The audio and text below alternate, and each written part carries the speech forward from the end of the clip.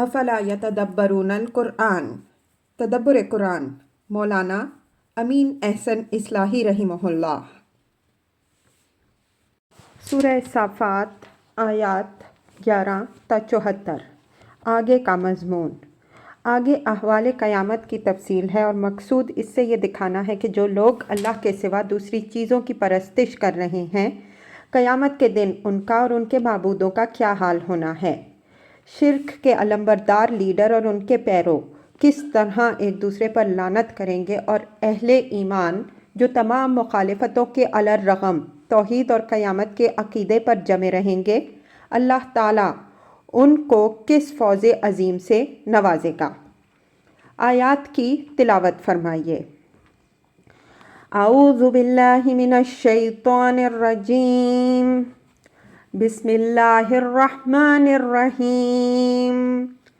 فاستفتہم اہم اشد خلقا امن خلقنا انا خلقناہم من طین لازب بل عجبت ویسخرون وَإِذَا ذُكِّرُوا لَا يَذْكَرُونَ وَإِذَا رَأَوْا آيَةً يَسْتَسْخِرُونَ وَقَالُوا إِنْ هَذَا إِلَّا سِحْرٌ مُبِينٌ أَإِذَا مِتْنَا وَكُنَّا تُرَابًا وَعِظَامًا أَإِنَّا لَمَبْعُوثُونَ أَوْ آبَاؤُنَا الْأَوَّلُونَ قُلْ نَعَمْ وَأَنْتُمْ دَاخِرُونَ فَإِنَّمَا هِيَ زَجْرَةٌ وَاحِدَةٌ فَإِذَا هُمْ يَنْظُرُونَ وَقَالُوا يَا وَيْلَنَا هَذَا يَوْمُ الدِّينِ هَذَا يَوْمُ الْفَصْلِ الَّذِي كُنْتُمْ بِهِ تُكَذِّبُونَ احشروا الذين ظلموا وأزواجهم وما كانوا يعبدون من دون الله فهدوهم إلى صراط الجحيم وقفوهم إنهم مسؤولون ما لكم لا تناصرون بل هم اليوم مستسلمون وأقبل بعضهم على بعض يتساءلون قالوا إنكم كنتم تأتوننا عن اليمين قالوا بل لم تكونوا مؤمنين وما كان لنا عليكم من سلطان بل كنتم قوما طاغين فحق علينا قول ربنا إنا لذائقون فأغويناكم إنا كنا غاوين فإنهم يومئذ في العذاب مشتركون إنا كذلك نفعل بالمجرمين إنهم كانوا إذا قيل لهم لا إله إلا الله يستكبرون ويقولون أئنا لتاركو آلهتنا لشاعر مجنون بل جاء بالحق وصدق المرسلين إنكم لذائق العذاب العليم وما تجزون إلا ما كنتم تعملون إلا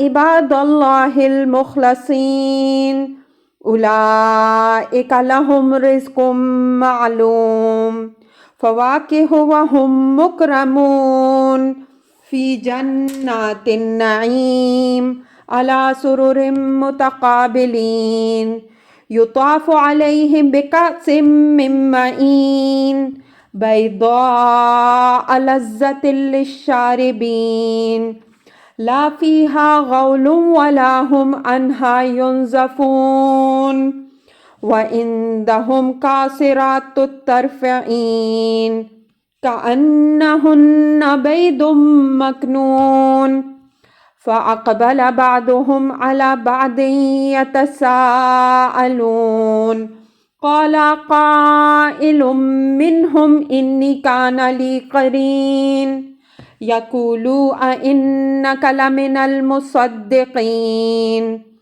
أَإِذَا مِتْنَا وَكُنَّا تُرَابًا وَعِظَامًا أَإِنَّا لَمَدِينُونَ قَالَ هَلْ أَنْتُمْ مُطَّلِعُونَ فاطلع فرآه في سواء الجحيم قال تالله إن كدت لتردين ولولا نعمة ربي لكنت من المحضرين أفما نحن بميتين إلا موتتنا الأولى وما نحن بمعذبين إن هذا لهو الفوز العظيم لمثل هذا فليعمل العاملون أذلك خير نزلا أم شجرة الزقوم إنا جعلناها فتنة للظالمين إنها شجرة تخرج في أصل الجحيم طلعها كأنه رؤوس الشياطين فإنهم لآكلون منها فمالئون منها البطون فإنهم لآكلون منها فمالئون منها البطون ثم إن لهم عليها لشوبا من حميم ثم إن مرجعهم لإلى الجحيم إنهم ألفوا آباءهم ضالين فهم على آثارهم يهرعون ولقد ضل قبلهم أكثر الأولين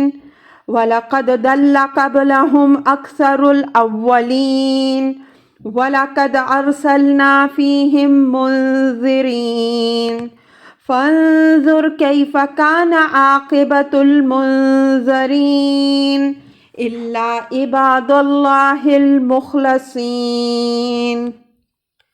ترجمہ: بس ان سے پوچھو کہ کیا ان کے پیدا کرنے کا معاملہ زیادہ سخت ہے یا ان چیزوں کا جو ہم نے پیدا کی ہیں؟ ہم نے ان کو تو چپکتی مٹی سے پیدا کیا ہے، بلکہ تم تعجب کر رہے ہو اور یہ لوگ مذاق اڑا رہے ہیں۔ اور جب ان کو یاد دہانی کی جاتی ہے تو وہ دھیان نہیں کرتے، اور جب کوئی نشانی دیکھتے ہیں تو اس کا مذاق اڑاتے ہیں اور کہتے ہیں کہ یہ تو بس ایک کھلا ہوا جادو ہے۔ کیا جب ہم مر جائیں گے اور مٹی اور ہڈیاں بن جائیں گے تو پھر ہم اٹھائے جائیں گے؟ اور کیا ہمارے اگلے باپ دادا بھی؟ ان کو جواب دے دو کہ ہاں، تم اٹھائے بھی جاؤ گے اور ذلیل بھی ہوگے، بس وہ ایک ہی ڈانٹ ہوگی، پس وہ تاکنے لگیں گے اور کہیں گے ہائے ہماری شامت، یہ تو جزا کا دن ہے، یہ وہی فیصلے کا دن ہے جس کو تم جھٹلاتے رہے ہو۔ جمع کرو ان کو جنہوں نے ظلم کیا اور ان کے ہم مشربوں کو اور ان کو جن کی یہ اللہ کے سوا پرستش کرتے رہے ہیں، پھر ان سب کو دوزخ کا راستہ دکھاؤ اور ان کو ذرا روکو، ان سے کچھ پوچھنا بھی ہے۔ کیا بات ہے، اس وقت تم ایک دوسرے کی مدد نہیں کر رہے ہو، بلکہ یہ تو آج بڑے ہی فرما بردار بنے ہوئے ہیں، اور وہ ایک دوسرے کی طرف متوجہ ہوں گے، پوچھتے ہوئے کہیں گے تم ہی ہمارے پاس آتے تھے داہنے سے۔ وہ جواب دیں گے بلکہ تم لوگ خود ایمان لانے والے نہیں تھے، اور ہمارے تمہارے اوپر کوئی زور تو تھا نہیں، اور ہمارا تمہارے اوپر کوئی زور تو تھا نہیں، بلکہ تم خود ہی سرکش لوگ تھے۔ بس ہمارے اوپر ہمارے رب کی بات پوری ہو کے رہی، ہم کو اس کا مزہ چکھنا ہی ہوگا۔ ہم نے تم کو گمراہ کیا، ہم خود بھی گمراہ تھے، پس وہ سب اس دن عذاب میں شریک ہوں گے۔ ہم مجرموں کے ساتھ ایسا ہی کریں گے۔ ان کا حال یہ تھا کہ جب ان سے کہا جاتا تھا کہ خدا کے سوا کوئی معبود نہیں ہے تو یہ اکڑتے اور کہتے تھے کہ کیا ہم ایک شاعر دیوانے کے کہنے سے اپنے معبودوں کو چھوڑ دیں؟ بلکہ وہ حق لے کر آیا ہے اور وہ رسولوں کی پیشن گوئیوں کا مصداق ہے۔ بے شک تم کو دردناک عذاب کا مزہ چکھنا پڑے گا، اور یہ تو تم اسی کا بدلہ دیے جا رہے ہو جو تم کرتے رہے ہو۔ بس اللہ کے مخصوص بندے ہی اس سے محفوظ رہیں گے۔ یہ لوگ ہیں کہ ان کے لیے معلوم رزق ہوگا، میوے اور وہ نعمت کے باغوں میں بڑی عزت سے ہوں گے، تختوں پر آمنے سامنے بیٹھے ہوں گے، ان کے لیے شراب معین کے جام گردش کر رہے ہوں گے، بالکل صاف شفاف، پینے والوں کے لیے لذت ہی لذت، نہ اس میں کوئی ضرر ہوگا اور نہ وہ اس سے نڈھال ہوں گے۔ اور اس کے پاس با حیا غزال چشم حوریں ہوں گی، گویا کہ شتر مرغ کے محفوظ انڈے ہیں۔ پس وہ ایک دوسرے کی طرف پوچھتے ہوئے متوجہ ہوں گے۔ ان میں سے ایک کہنے والا کہے گا کہ میرا ایک ساتھی تھا جو کہا کرتا تھا کہ کیا تم بھی قیامت کی تصدیق کرنے والوں میں ہو؟ کیا جب ہم مر جائیں گے اور مٹی اور ہڈیاں بن جائیں گے تو ہم بدلہ پانے والے بنیں گے؟ کہے گا ذرا جھانک کے دیکھو تو صحیح، تو وہ جھانکے گا اور اس کو جہنم کے بالکل بیچ میں دیکھے گا۔ کہے گا خدا کی قسم تم تو مجھے تباہی کر دینے والے تھے، اگر میرے رب کا فضل نہ ہوتا تو میں بھی آج پکڑا ہوا ہوتا۔ ہے نا یہ حقیقت کہ اب ہم پہلی موت کے بعد کبھی مرنے والے نہیں اور نہ ہم پر عذاب ہوگا۔ بے شک بڑی کامیابی یہی ہے، جس کو کوشش کرنی ہو وہ اس کے لیے کوشش کرے۔ ضیافت کے لیے یہ بہتر ہے یا درخت زقوم، ہم نے اس کو ظالموں کے لیے ایک فتنہ بنایا ہے۔ وہ ایسا درخت ہے جو کار دوزخ میں پیدا ہوا ہے، اس کے برگ و بار گویا شیاطین کے سر ہوں گے، وہ لوگ اسی کو کھائیں گے اور اسی سے پیٹ بھریں گے، پھر ان کے لیے اس کے اوپر گرم پانی کی ملونی ہوگی، پھر ان کا مرجع دوزخ کی طرف ہوگا۔ انہوں نے اپنے باپ دادا کو گمراہی میں پایا، پھر یہ بھی انہی کے نقش قدم پر بھاگتے رہے، اور ان سے پہلے بھی اگلوں میں اکثر گمراہ ہوئے، اور ہم نے ان میں اپنے منذر بھیجے تو دیکھو ان لوگوں کا انجام کیا ہوا جن کو انذار کیا گیا۔ صرف ہمارے مخصوص بندے ہی اس انجام سے محفوظ رہے۔ الفاظ کی تحقیق اور آیات کی وضاحت۔ فَاسْتَفْتِهِمْ أَهُمْ أَشَدُّ خَلْقًا أَمْ مَنْ خَلَقْنَا إِنَّا خَلَقْنَاهُمْ مِنْ طِينٍ لَازِبٍ۔ احوال قیامت کے بیان کے لیے پہلے بطور تمہید اس کے امکان کے سوال کو لیا گیا ہے کہ اگر یہ لوگ تمہارے انذار قیامت کو اس بنا پر جھٹلاتے ہیں کہ مرنے کے بعد دوبارہ زندہ کر کے اٹھایا جانا ان کے نزدیک مستبد ہے، تو ان سے پوچھو کہ یہ آسمان و زمین، یہ دریا اور پہاڑ، یہ سورج اور چاند جو خدا نے پیدا کیے ہیں، ان کو پیدا کرنا زیادہ مشکل ہے یا آدمیوں کو؟ تو جو خدا یہ عظیم چیزیں عدم سے وجود میں لانے پر قادر ہے، وہ انسان جیسی حقیر چیز کو دوبارہ پیدا کرنے سے کیوں عاجز رہے گا؟ یہی مضمون سورہ مومن میں یوں بیان ہوا ہے: لَخَلْقُ السَّمَاوَاتِ وَالْأَرْضِ أَكْبَرُ مِنْ خَلْقِ النَّاسِ وَلَكِنَّ أَكْثَرَ النَّاسِ لَا يَعْلَمُونَ۔ آیت 57۔ آسمانوں اور زمین کو پیدا کرنا لوگوں کو پیدا کرنے سے زیادہ مشکل ہے، لیکن اکثر لوگ اس بات کو نہیں جانتے۔ یہی سوال دوسرے مقام میں یوں اٹھایا گیا ہے: أَأَنْتُمْ أَشَدُّ خَلْقًا أَمِ السَّمَاءُ بَنَاهَا۔ سورہ نازعات آیت 27۔ کیا تمہارا پیدا کیا جانا زیادہ مشکل ہے یا آسمان کا جس کو بنایا؟ اِنَّا خَلَقْنَاهُمْ مِنْ طِينٍ لَازِبٍ۔ طین لازب چپکنے والی مٹی کو کہتے ہیں۔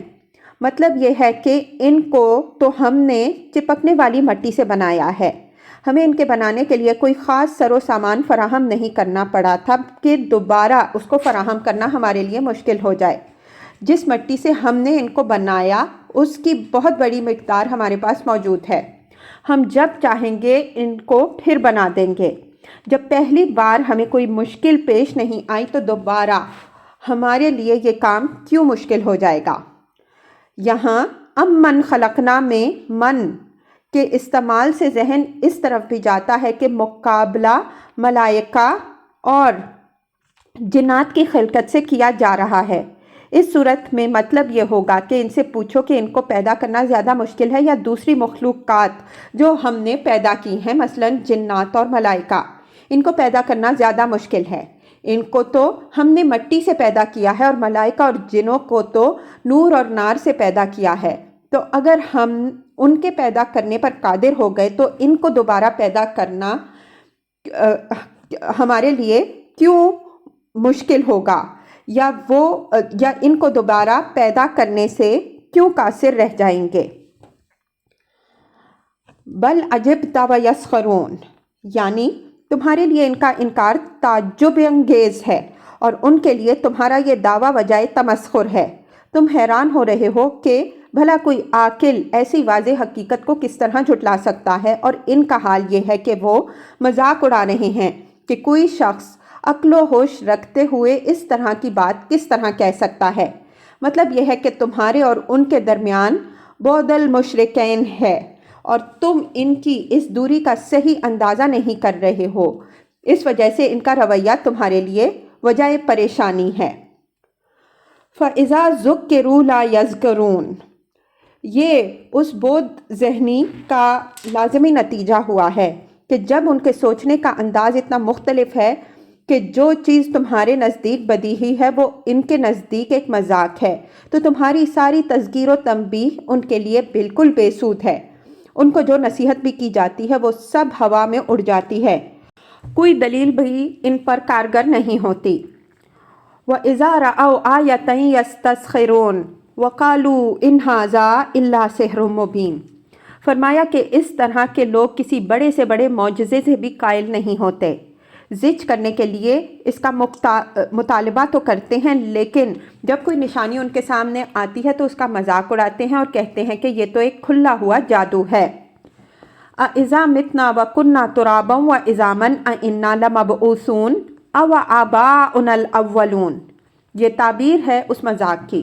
فرمایا کہ وہ کہتے ہیں کہ بھلا جب ہم مر جائیں گے اور سڑ گل کر مٹی اور ہڈیاں بن جائیں گے تو اس کے بعد دوبارہ زندہ کر کے اٹھائے جائیں گے، اور تعجب پر تعجب ان کو یہ ہے کہ ان کے آباء و اجداد اٹھائے جائیں گے۔ یہ باتیں ان کو عقل سے بالکل بعید معلوم ہوتی ہیں، اس وجہ سے وہ سمجھتے ہیں کہ جو لوگ اس چیز سے ان کو ڈراتے ہیں وہ دیوانے ہیں۔ قُلْ نَعَمْ وَأَنْتُمْ دَاخِرُونَ، چونکہ ان کا سوال با انداز مذاق ہے، اس وجہ سے اس کا جواب بھی نہایت تیکھے انداز میں دیا گیا ہے۔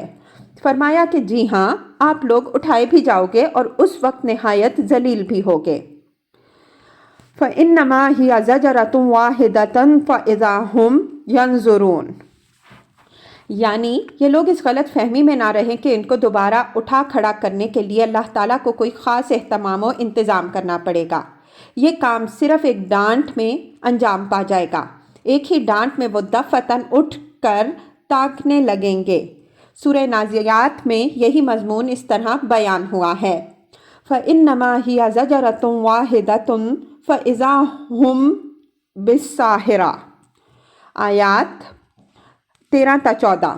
بس وہ ایک ہی ڈانٹ ہوگی کہ وہ دفعتاً بیداری کی حالت میں آ جائیں گے۔ اس اسلوب بیان میں سراسیمگی اور دہشت زدگی کا جو مضمون ہے وہ محتاج بیان نہیں ہے۔ وَقَالُوا يَا وَيْلَنَا هَٰذَا يَوْمُ الدِّينِ، یعنی جس قیامت کا آج اس رونق کے ساتھ انکار کر رہے ہیں اس وقت پکار اٹھیں گے کہ ہائے ہماری شامت، یہ تو وہی جزا و سزا کا دن آ گیا جس کو ہم جھٹلاتے رہے ہیں۔ هَٰذَا يَوْمُ الْفَصْلِ الَّذِي كُنْتُمْ بِهِ تُكَذِّبُونَ، ان کی اس بات پر فرشتے کہیں گے کہ جی ہاں، یہ وہی فیصلے کا دن ہے جس کو تم لوگ جھٹلاتے رہے تھے۔ احشروا الذین ظلموا وازواجہم وما کانوا یعبدون من دون اللہ فاہدوہم الی صراط الجحیم۔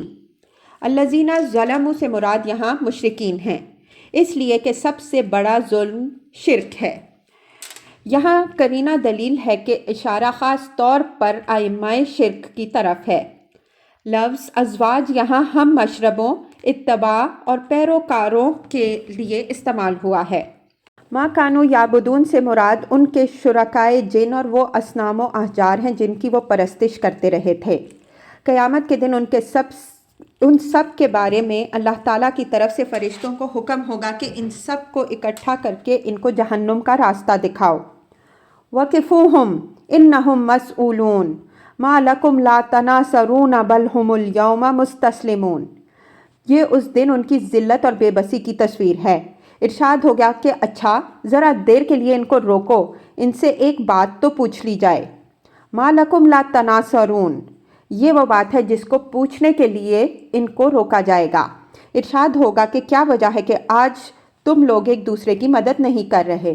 دنیا میں تو تم ایک دوسرے کے جھنڈے اٹھائے پھرتے تھے، لیکن آج نہ لیڈر پیرووں کی کوئی مدد کر رہے ہیں اور نہ پیرو لیڈروں کی، نہ معبود عابدوں کے لیے کچھ کرتے نظر آ رہے ہیں اور نہ عابد معبودوں کے لیے کسی جوش فدویت کا اظہار کر رہے ہیں۔ آخر ہر ایک پر نفسی نفسی کی حالت کیوں طاری ہے؟ ایک دوسرے کے لیے اصلی جانثاری کا وقت تو اب آیا ہے، لیکن اس وقت تو ہر ایک کو صرف اپنی پڑی ہوئی ہے۔ بل ہم الیوم مستسلمون، استسلام کے معنی حوالے کر دینے اور مطیع بن جانے کے ہیں۔ فرمایا کہ آج تو یہ لوگ بڑے ہی مطیع و نیاز مند بنے ہوئے ہیں۔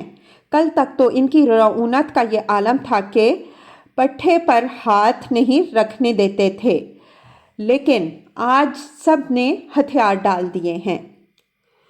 وَأَقْبَلَ بَعْضُهُمْ عَلَى بَعْضٍ يَتَسَاءَلُونَ، تساؤل یہاں باہم سوال و جواب کے مفہوم میں ہے اور آگے تفصیل آ رہی ہے۔ اس تو تکا کی جو اس دن لیڈروں اور اس کے پیرووں میں ہوگی۔ قَالُوا إِنَّكُمْ كُنْتُمْ تَأْتُونَنَا عَنِ الْيَمِينِ قَالُوا بَل لَّمْ تَكُونُوا مُؤْمِنِينَ۔ قرینہ دلیل ہے کہ پہلے قالو کے فاعل عوام ہے اور دوسرے کے ان کے لیڈر، یعنی اس دن عوام اپنے لیڈروں سے کہیں گے کہ یہ آپ ہی لوگوں کی لائی ہوئی شامت ہے، آپ ہی لوگ دائیں اور بائیں سے ہر وقت ہم کو گھیرے رہتے تھے کہ ہم پیغمبر کی بات نہ سنیں۔ اگر آپ لوگ ہماری راہ میں اڑنگے نہ ڈالتے تو ہم ضرور ایمان لانے والے بنتے۔ لیڈر ان کی بات کاٹ کر فوراً ان کو جواب دیں گے کہ تمہارا یہ الزام بالکل جھوٹ ہے، تم لوگ خود ہی ایمان لانے والے نہیں تھے۔ وَمَا كَانَ لَنَا عَلَيْكُمْ مِنْ سُلْطَانٍ بَلْ كُنْتُمْ قَوْمًا طَاغِينَ۔ سلطان کے معنی زور اور اختیار کے ہیں، یعنی ہمارا تمہارے دلوں پر کوئی زور اور اختیار تو تھا نہیں کہ تم اپنا قصور ہمارے سر تھوپتے ہو۔ تم خود نافرمان اور سرکش لوگ تھے کہ حق کے واضح طور پر سامنے آ جانے کے بعد تم نے اس کی پیروی کرنے کے بجائے ہماری بات مانی۔ تَأْتُونَنَا عَنِ الْيَمِينَ کے ٹکڑے کی تعویل میں ہمارے مفسرین کو بڑی الجھن پیش آئی ہے۔ اس کی وجہ یہ ہے کہ یہ حضرات اسلوب کلام کی اس ندرت کو نہیں سمجھ سکے جو یہاں ملحوظ ہے۔ قرآن میں اہل دوزخ کے باہمی سوال و جواب کے سلسلے میں یہ بلیغ اسلوب جگہ جگہ استعمال ہوا ہے کہ متکلم کی بات شروع ہوتے ہی مخاطب اس کو کاٹ کر اس کے جواب دینے کی کوشش کرتا ہے تاکہ وہ اس کے لگائے ہوئے الزام سے اپنے کو بچا لے جائے۔ پچھلی صورتوں میں اس کی بعض مثالوں کا ذکر ہم کر چکے ہیں، آگے بھی خاص طور پر آخری گروپ کی صورتوں میں اس کی نہایت بلیغ مثالیں آئیں گی۔ یہاں بھی وہی اسلوب ہے۔ عوام جو ہی اپنے لیڈروں کو ملامت کرنا چاہیں گے اور ان کی زبان سے یہ کلمہ نکلے گا کہ آپ ہی لوگ ہمارے پاس آتے تھے دائیں طرف سے، تو ان کے لیڈر سمجھ جائیں گے کہ یہ لوگ کہنا چاہتے ہیں کہ تم لوگ ہمارے دائیں بائیں سے آ کر ہمیں پیغمبر کی بات سننے سے روکتے رہے ہو۔ چنانچہ جو ہی ان کی زبان سے لفظ عن الیمین نکلے گا وہ فوراً سبقت کر کے ان کی بات کاٹ دیں گے اور اپنا دفاع شروع کر دیں گے۔ ان کی اس مداخلت اور اس قطع کلامی کو ظاہر کرنے کے لیے قرآن نے بات عن الیمین ہی پر ختم کر دی تاکہ اسلوب کلام ہی سے یہ حقیقت واضح ہو جائے کہ آج جو لوگ آنکھیں بند کر کے اپنے لیڈروں کی پیروی کر رہے ہیں، ایک دن آئے گا کہ ان کے لیڈران ان کو بات بھی پوری نہیں کرنے دیں گے بلکہ بیچ ہی میں بات کاٹ کر اپنی برات کا اعلان شروع کر دیں گے۔ سورہ سبا کی آیات 31 تا 33 کے تحت لیڈروں اور عوام کی تو تکار کی تفصیل گزر چکی ہے، اس پر بھی ایک نظر ڈال لیجئے۔ فَحَقَّ عَلَيْنَا قَوْلُ رَبِّنَا إِنَّا لَذَائِقُونَ فَأَغْوَيْنَاكُمْ إِنَّا كُنَّا غَاوِينَ۔ یہ بھی لیڈروں ہی کی بات نقل ہوئی ہے کہ اب ایک دوسرے پر الزام تھوپنے سے کیا کچھ حاصل نہیں، مجرم ہم بھی ہیں اور تم بھی ہو۔ اس وجہ سے خدا کی وہ بات جو اس نے ابلیس کے چیلنج کے جواب میں فرمائی تھی کہ میں تجھ کو اور تیری پیروی کرنے والوں کو جہنم میں بھر دوں گا ہم دونوں پر پوری ہو چکی۔ اب ہم کو لازماً وہ عذاب چکھنا ہے جو ہمارے جیسے شامت زدوں کے لیے مقدر ہے۔ فَأَغْوَيْنَاكُمْ إِنَّا كُنَّا غَاوِينَ، یعنی ہم سزا و ملامت اس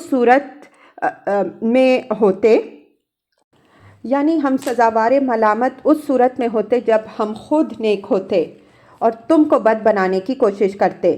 ہم جو کچھ خود تھے وہی ہم نے تم کو بنانے کی کوشش کی۔ یہ تمہاری بے بصیرتی تھی کہ تم نے ہماری پیروی کی، اور اس سے بڑی بے بصیرتی یہ تھی کہ ہماری پیروی کا جو انجام سامنے آیا اس کے لیے مورود الزام ہم کو ٹھہراتے ہو۔ آخر فَإِنَّهُمْ يَوْمَئِذٍ فِي الْعَذَابِ مُشْتَرِكُونَ، مطلب یہ ہے کہ اس دن عوام کا یہ عذر کچھ کام نہیں آئے گا کہ ان کی گمراہی کے ذمہ دار دوسرے ہیں۔ اللہ تعالیٰ نے ہر شخص کو اتنی عقل دی ہے کہ وہ حق و باطل میں امتیاز کر سکے، بالخصوص جبکہ باطل کے مقابلے میں حق کی دعوت دینے والے بھی موجود ہوں۔ اس وجہ سے ایسے عوام اور ایسے لیڈر دونوں عذاب میں حصہ دار ہوں گے۔ اِنَّا كَذَلِكَ نَفْعَلُ بِالْمُجْرِمِينَ إِنَّهُمْ كَانُوا إِذَا قِيلَ لَهُمْ لَا إِلَٰهَ إِلَّا اللَّهُ يَسْتَكْبِرُونَ وَيَقُولُونَ أَإِنَّا لَتَارِكُو آلِهَتِنَا لِشَاعِرٍ مَجْنُونٍ۔ آخرت میں پیش آنے والا سارا ماجرا سن کر اب یہ کلام کو مطابق حال کر دیا کہ یہ صرف دوسروں ہی کی سرگزشت نہیں ہے، بلکہ اللہ تعالیٰ کا یہی معاملہ تمام مجرموں کے ساتھ ہوگا۔ ان کا جرم یہ تھا کہ جب ان کو دعوت دی جاتی تھی کہ اللہ کے سوا کوئی معبود نہیں ہے تو وہ غرور سے اکڑتے اور کہتے کہ بھلا ہم ایک خبطی شاعر کے کہنے سے اپنے معبودوں کو چھوڑنے والے ہیں۔ تو جب یہی بات آج کے لوگ اپنے رسول کو کہتے ہیں تو کیا وجہ ہے کہ یہی صورت ان کو پیش نہ آئے؟ اللہ تعالیٰ کا معاملہ تو تمام مجرموں کے ساتھ ایک ہی ہوگا۔ بل جاء بالحق وصدق المرسلین، یہ قریش کو جواب دیا گیا ہے کہ جو شخص تمہیں توحید کی دعوت دے رہا ہے اور خدا کے عذاب سے ڈرا رہا ہے یہ کوئی دیوانہ یا شاعر نہیں ہے، بلکہ وہ تو تم کو ایک امر شدنی کی خبر دے رہا ہے۔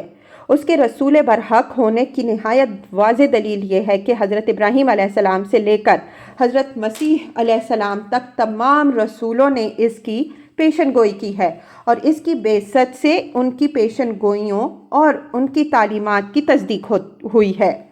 یہ شخص تمہارے اندر نہ کوئی اجنبی ہے اور نہ اس کی تعلیمات تمہارے لیے انوکھی ہیں۔ اس کی خبر پچھلے رسولوں نے دی ہے اور اس کی تعلیمات کی تصدیق پچھلے صحیفوں سے ہو رہی ہے۔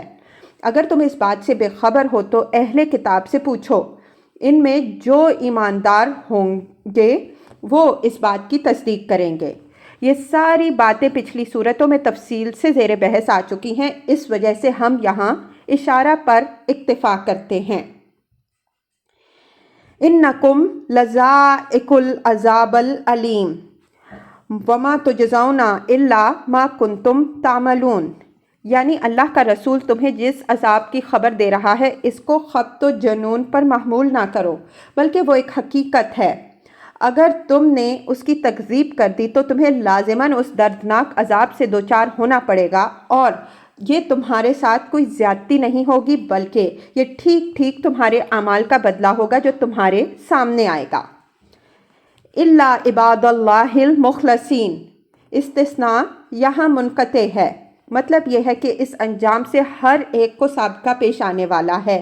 اللہ کے وہی بندے اس سے محفوظ رہیں گے جن کو اللہ نے اپنی رحمت کے لیے خاص کر لیا ہو۔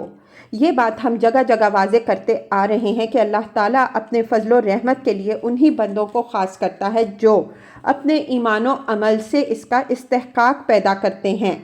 لفظ مخلص صرف اس حقیقت کو ظاہر کرنے کے لیے استعمال ہوا ہے کہ جس کو جو کچھ بھی ملے گا خدا ہی کے فضل اور رحمت سے ملے گا، کسی دوسرے کے امکان میں یہ نہیں ہے کہ وہ کسی کو کچھ دے دلا سکے، جیسا کہ مشرکین نے گمان کر رکھا ہے۔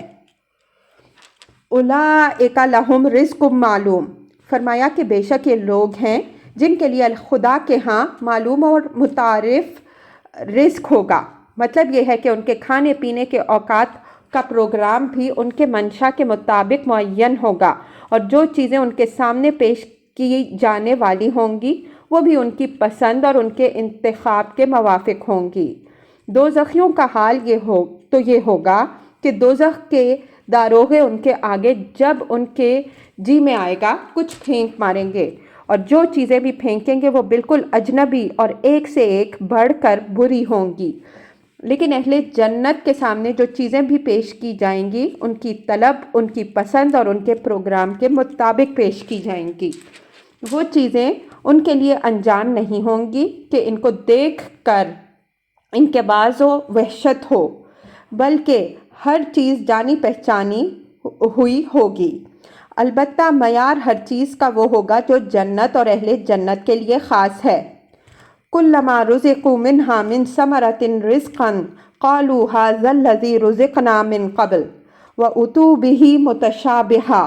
البقرہ 25۔ جب ان کے سامنے اس جنت کے پھلوں میں سے کچھ پیش کیا جائے گا وہ کہیں گے کہ یہ تو وہی چیز ہے ہمارے سامنے لائی گئی ہے جو پہلے دی گئی تھی، اور وہ اس سے ملتی جلتی چیز دیے جائیں گے۔ اس آیت کے تحت ہم جو کچھ لکھ آئے ہیں اس مقام کو سمجھنے کے لیے اس پر بھی نظر ڈال لیجئے۔